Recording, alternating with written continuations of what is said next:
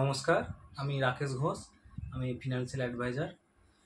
আমি আগের ভিডিওতে অটল পেনশন নিয়ে বলেছিলাম যে সরকারি একটা স্কিম যেটা 5,000 টাকা পেনশন নেওয়া যায়। এবার কথার বিষয় হচ্ছে যে 5,000 টাকা পেনশন তো ঠিক আছে, কিন্তু এখন যাদের প্রতি মাসে 15,000 থেকে 20,000 টাকা খরচা আছে বা তারও বেশি, 30-40 হাজার, বা কারো কারো ফ্যামিলি আছে যার 1 লক্ষ টাকা পর্যন্ত খরচা আছে, তাহলে সেই সব ফ্যামিলি কি 5,000 টাকা পেনশনে চলবে? চলবে না। আজকালকার দিনে যদি 30-40 হাজার টাকা 50 টাকা খরচা হয়, আগামী 10 বছর পর রিটায়ার করব কি 20 বছর পর রিটায়ার করব, তখন কিন্তু এই 5,000 টাকায় চলবে না।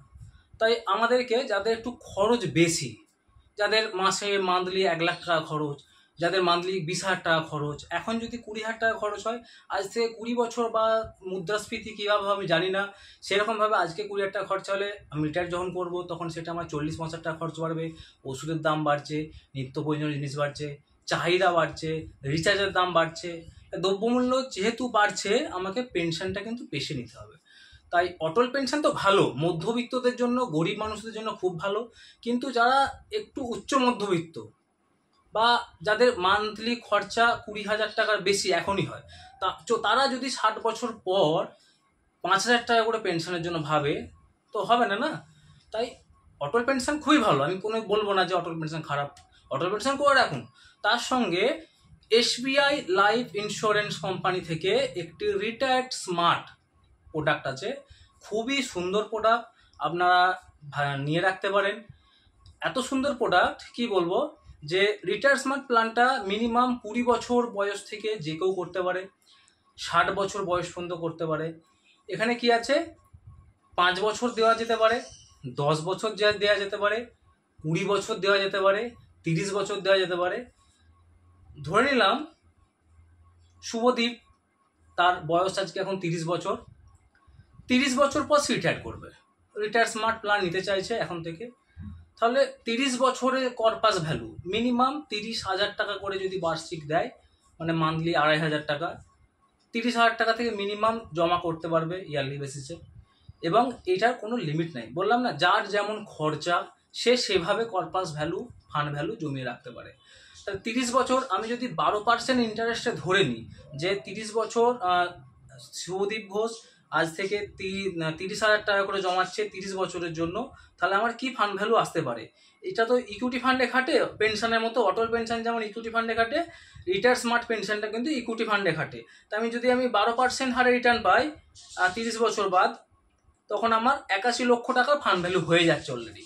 তাহলে 81 লক্ষ টাকার যদি ফান্ড ভ্যালু হয়ে যায়, সে 81 লক্ষ টাকার আমি যদি 7%ও পেনশন পাই, 81 লক্ষ টাকার যদি আমি 7%ও পেনশন পাই, আমার মাসে 47,250 টাকা করে পেনশন আসে।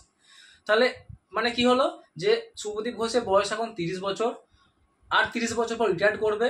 সে 30 বছরের একটা রিটায়ার স্মার্ট টার্ম নিয়ে রাখলো, 60 বছর যখন তার বয়স হবে, 81 লক্ষ টাকার ফান্ড ভ্যালু হলো। ওখানে একটা অপশান থাকবে যে 81 লক্ষ টাকা তো আপনার ফান্ড ভ্যালু হয়েছে, আপনি 60% টাকা তুলে নিতে পারবেন।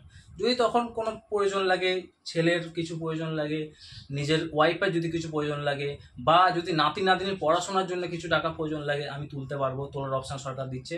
যদি আমি তুলতে না চাই, তাহলে কি হবে, আমার এই 81 লক্ষ টাকার ফান্ড ভ্যালুটা আমার প্রত্যেক মাসে 50,000 টাকা করে আমাকে পেনশন দিতে থাকবে। কতদিন দেবে বলেছিলাম, অটল পেনশনে যেমন নিয়ম, এখানেও কিন্তু সেভাবে নেওয়া যায়।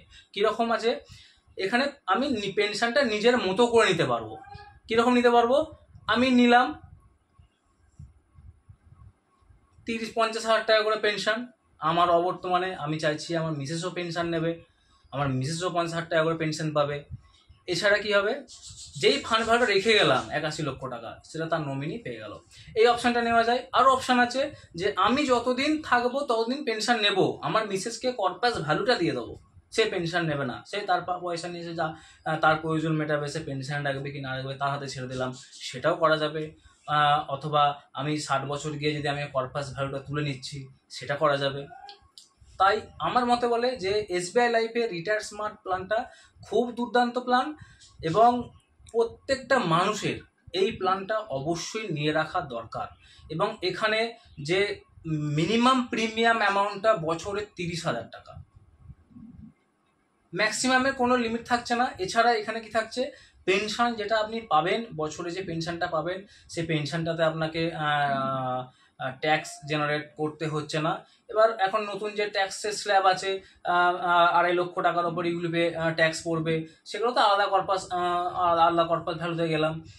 কিন্তু আমি বলতে চাইছি যে যাদের মোটামুটি খরচ এখন থেকে মাসে মিনিমাম 15-20 হাজার টাকা, তার আর বছর 10 বছর পর রিটায়ার করবে কি 20 বছর পর রিটায়ার করবে বা 30 বছর রিটায়ার করবে, তার কি এই 5,000 টাকা পেনশন তো চলবে না।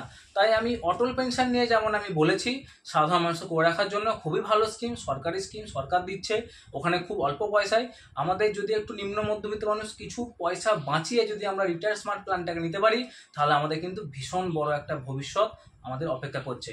কারণ 60 বছর পর আমরা কিন্তু আরও 20 বছর, 30 বছর, 40 বছর বাঁচবো। কতদিন বাঁচবো, কতদিন থাকবো কেউ বলতে পারবো না, কিন্তু আমি যে থাকবো, আমার যে ভবিষ্যৎ, যাতে আমাকে কারোর উপর নির্ভরশীল না হতে হয়, আমার পয়সা আমি পেনশন তুলবো, আমি সেই পয়সা আমি উপভোগ করবো, কাউকে কোনো জবাবদিহি করতে হবে না। আমার অবর্তমানে আমি যাকে নিয়ে এসেছি জীবনসঙ্গী, তাকেও আমি তার পেনশন আমি তাকে নিশ্চিত করে গেলাম। মানে কি হলো, আমি আমাদের দুজনের পেনশন নিশ্চিত করলাম, এবং আমাদের যে ছেলে মেয়েদেরকেও একটা ফান্ড ভরে রেখে গেলাম, তাদের একটা বিরাট অঙ্কের টাকা কাজে লাগবে। এছাড়া আমি কিছু প্রশ্ন পেয়েছিলাম অটল পেনশন নিয়ে, যেগুলো আমি একটু আমাকে অনেক বন্ধুরা হোয়াটসঅ্যাপ করেছে বা মেসেজ করেছে, আমি তার একটু উত্তর দিতে চাই। আমাকে এক বন্ধু বলেছে যে এপিওয়াই কোথায় করব আর কি কি ডকুমেন্ট লাগবে।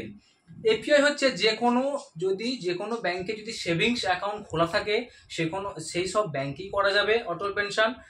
আর এপিওয়াই করতে লাগবে নমিনির নাম, নমিনির জন্ম তারিখ, নমিনির যদি আধার কার্ড থাকে আধার কার্ড নম্বর, এগুলো আপনাকে দিতে হবে।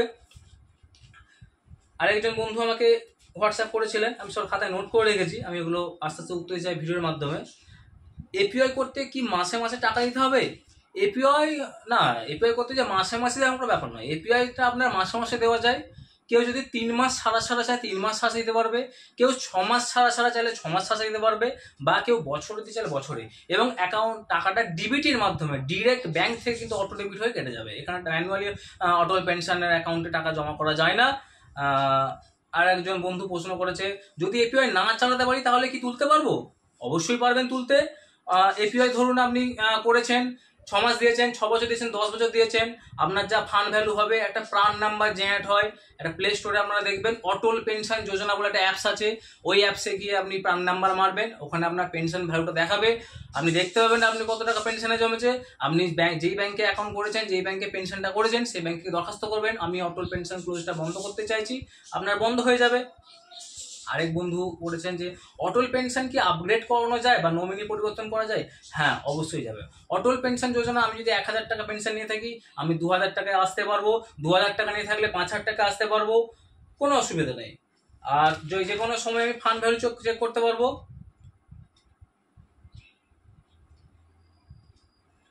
আরেকটা প্রশ্ন করেছে যে এপিওয়াই এর টাকা কি আমি প্রতি মাসে মাসে যদি দিতে না পারি তার কি হবে? আমার শেষ প্রশ্ন, এটা বলে ভিডিওটা শেষ করব। যদি অটল পেনশনের টাকা আমি মাসে দিতে না পারি, কোনো অসুবিধা নাই, আমি পরে যখন আমার টাকা হবে আমি অ্যাকাউন্টে রেখে দেবো, টাইম মতো আমার অটল পেনশনের টাকা আমার কেটে নেবে। কিছু টাকা ফাইন কাটবে, যেহেতু আমি লেট পেমেন্ট করছি, আর সরকার তো আমাকে সুবিধা থেকে বঞ্চিত করছে না, 5,000 টাকা পেনশন 5,000 দেবে, সেজন্য আমার কিছু টাকা ফাইন কাটবে, কিন্তু অটল পেনশনটা বন্ধ হবে না, আমি পরে 1 বছরের টাকা একসাথে দিতে পারি। নমস্কার বন্ধুরা, ভালো থাকবেন। আবার অন্যদিন অন্য কোনো ভিডিও নিয়ে আসবো, আরও ভালো নিয়ে আসবো। আমি তো অ্যাডভাইজার, আমি শুধু অ্যাডভাইস দেবো, করা না করা আপনারা ভেবে দেখবেন, কোনো কিছু অসৎ উদ্দেশ্য কিছু বলবো না, আরও ভালো ভালো নতুনত্ব কিছু নিয়ে আসবো। আপনাদেরকে জিজ্ঞাসা থাকলে বলবেন, কমেন্ট বক্সে জানাবেন, আমি কমেন্ট বক্সে উত্তর দেবো।